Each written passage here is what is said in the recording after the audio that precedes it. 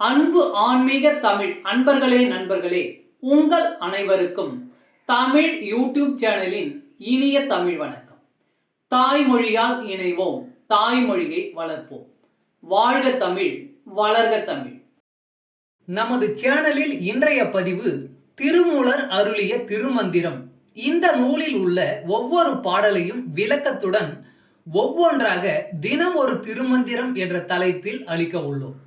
இதனை ஆன்மீக அன்பர்களாகிய நீங்கள் கேட்டு சிவனருள் பெற்று பலன் பெற வேண்டியும், மேலும் இப்பதிவு உங்களுக்கு பிடித்திருந்தால் இப்பதிவிற்கு லைக் மற்றும் ஷேர் செய்தும், அது மட்டுமல்லாமல் இதுவரை இந்த சேனலுக்கு நீங்கள் சப்ஸ்கிரைப் செய்யவில்லை என்றால் இந்த சேனலுக்கு சப்ஸ்கிரைப் செய்து ஆதரவு அளிக்கவும் அன்புடன் கேட்டுக்கொண்டு இப்பதிவினை தொடர்கிறேன். வாருங்கள், தினம் ஒரு திருமந்திரம் அறிவோம். திருமந்திரம் என்னும் நூல் திருமூலரால் தமிழில் அருளப்பட்ட சிவ ஆகமம் ஆகும். சைவ திருமுறைகளின் வரிசையில் திருமந்திரம் 10வது திருமுறையாக வருகிறது. 9 தந்திரங்களாக வகுக்கப்பட்ட இந்நூல் 3000 பாடல்களை கொண்டது. திருமந்திரம் பக்தி பிரபாவத்தில் ஆரம்பித்தாலும் அடுத்து உபதேசம், தத்துவம், யோகம், தியானம், சக்கரம், ஞானம் என்று பல விஷயங்களை பற்றி பேசுகிறது. திருமூலர் யோக பயிற்சி தரும் விதம் சுவாரஸ்யமான நடை.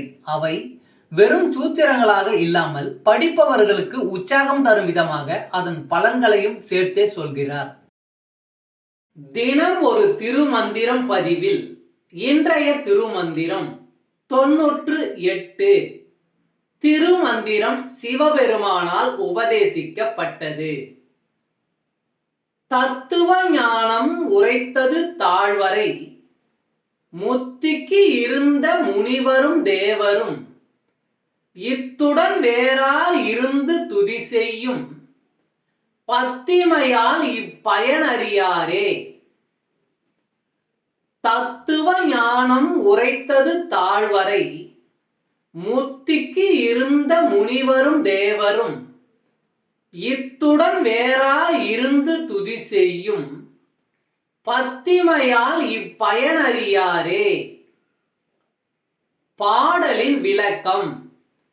இந்த திருமந்திரத்தில் உள்ள தத்துவ ஞானங்கள் எல்லாம் சிவபெருமானால் கைலாய மலையடிவாரத்தில் உபதேசிக்கப்பட்டவை.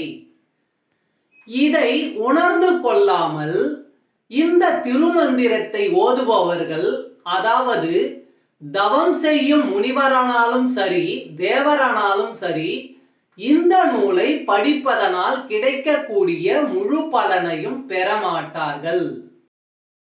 தமிழ் அன்பர்களே நண்பர்களே, இன்று தினம் ஒரு திருமந்திரம் என்ற தலைப்பில் திருமூலரின் திருமந்திரம் பாடலை விளக்கத்துடன் தங்களுக்கு அளித்ததில் நான் பெருமை கொள்கிறேன். மேலும் இப்பதிவு உங்களுக்கு பிடித்திருக்கும் என்று நான் மிகவும் நம்புகிறேன். இப்பதிவு ஏதாவது ஒரு வகையில் உங்களுக்கு பயன்பட்டால் அதில் எனக்கு மிக்க மகிழ்ச்சி. வாழ்க வளமுடன். இறை அருள் பெறுவோம், இன்பமாய் வாழ்வோம். சர்வம் சிவமயம். அன்பு ஆன்மீக தமிழ் அன்பர்களே நண்பர்களே, இவ்வீடியோ பதிவினை கேட்டு இன்புற்று ஆதரவு அளித்த அனைத்து தமிழ் உள்ளங்களுக்கும் எங்கள் உள்ளம் கனிந்த நன்றி.